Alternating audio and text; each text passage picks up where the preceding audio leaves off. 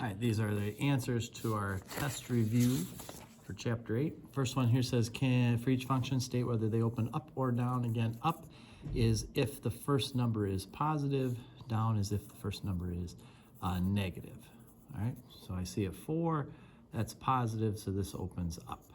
-2, this opens down. Positive 0.5, this opens up. Negative, this opens down. Okay, simple as that.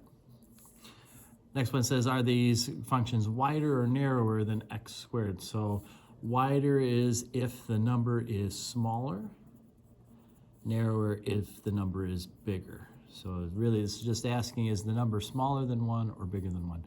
4 is bigger than 1, so this is narrower. 2 is bigger than 1, this is narrower. Okay. 0.5 is smaller than 1, this is wider. 0.3 is smaller, this is wider. Okay.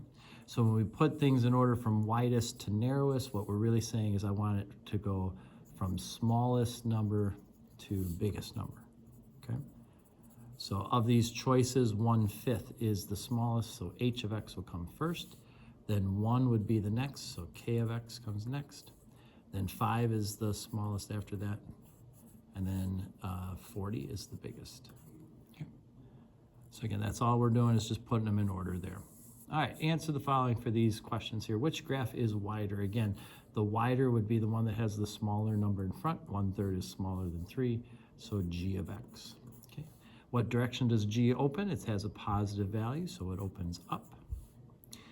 The vertex for each of these, both of these don't have anything adding to the x or adding afterwards, so both of them would be centered at 0, 0.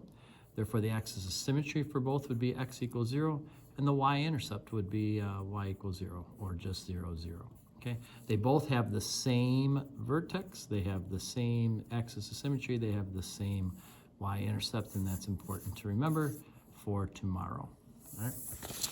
All right, then the next part says, what is the point on this graph at x equal 1? In other words, we're going to put 1 in for x and see what we get. So 1 plus 3 squared plus 1. This is 4 squared, which is 16 plus 1. That gives us 17 for that value right there. Okay. What is the vertex of the graph of this? That vertex would be -3, 1. Again, you take the opposite of what you see here and that number. All right, then we want to sketch a graph of this. So we're going to go to -3, 1. We're going to put a dot there. Okay. Now this one, next part's going to be a little hard because it says 1, 17, which is like way off the graph here. So we'll apologize about that. But if you did your axis of symmetry, you'll see that we'll have a reflection point over here. And then the graph kind of looks like this. Tomorrow, what we want to see is, however many spaces away this is I think 4 spaces away. I want 4 spaces away there too. Now, it shouldn't have been off the graph, but unfortunately this one was.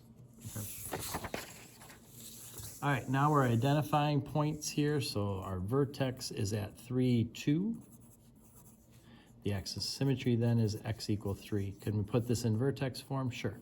Y equals x. And then I want that 3, so it'll be -3 squared, and then plus 2. Because this opens down, we're going to put a negative right there. Okay, so we'll have one like that tomorrow on the test. Not a big deal. And then for this one here, our vertex again is at -1, -4.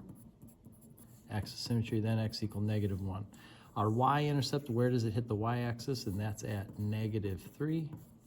The x-intercept, where does it hit the x-axis? That's at -3, 0, and 1, 0.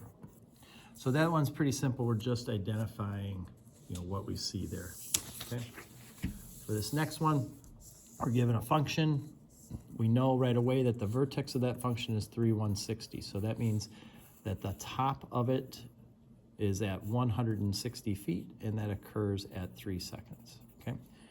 Now, the first question says, what height was the ball thrown at? So they want to know what happens at time 0. So we're going to go -16 times 0 minus 3 squared plus 160.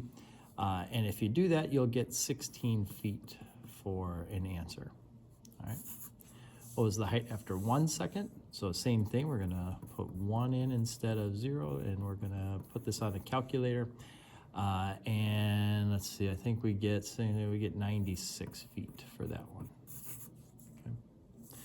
And then C says, what is the maximum height of the ball? That goes back to our vertex. 160 is the positive part of that. So 160 feet would be our highest point. We'll have a question like that tomorrow. And then this will be an extra credit tomorrow.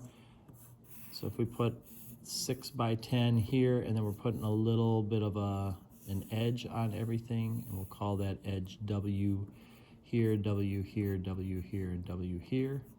All right, there's our picture with the dimensions labeled.